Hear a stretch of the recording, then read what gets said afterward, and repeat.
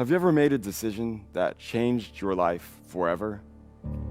After a ski trip in Taos, New Mexico, we boarded my dad's plane to fly back home to Tulsa, Oklahoma. It was raining and snowing. My mom wasn't sure we should fly because of the weather conditions. And my dad responded, "The kids have school tomorrow and we've got work." And the pilot assured us that everything would be okay.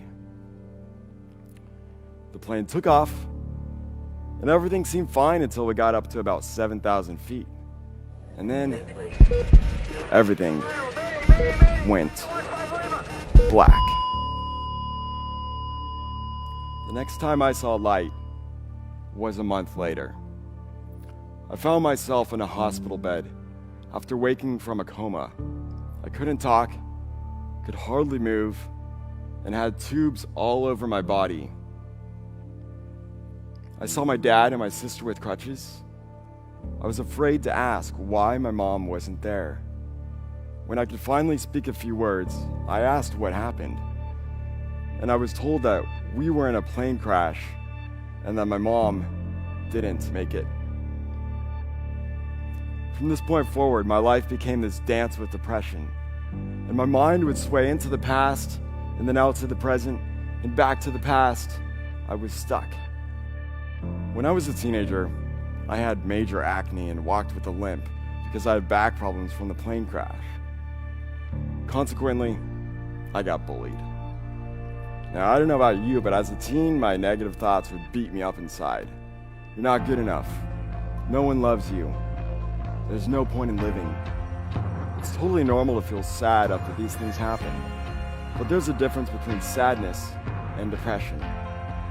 For those of you that haven't felt depressed, the best way I can describe what it feels like is to imagine a dark cloud hovering over your head that you just can't get away from.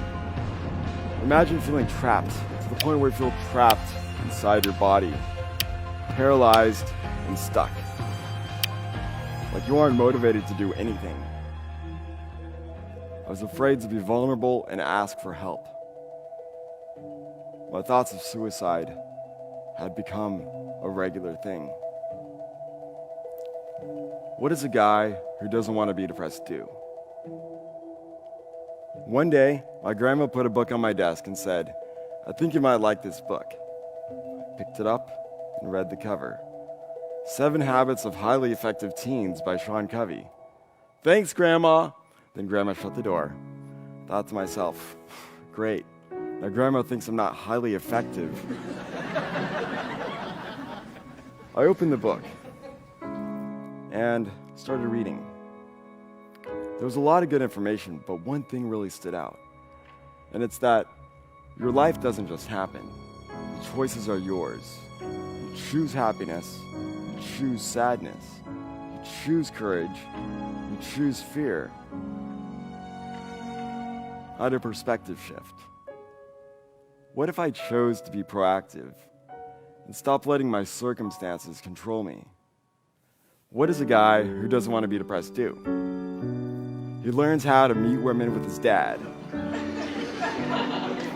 We were both single and had no clue how to attract women, and began to start conversations with women in coffee shops, on the streets, in the mall, riding the bus, everywhere.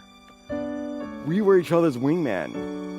I realized that getting out and talking to people helped me to feel happy. This was one of the best memories I had with my dad. We had a ton of laughs, awkward moments, and met some incredible people by facing our fears of rejection. Through this, I learned that the purpose of life is to connect with others. Even just saying, "Hi, how's it going?"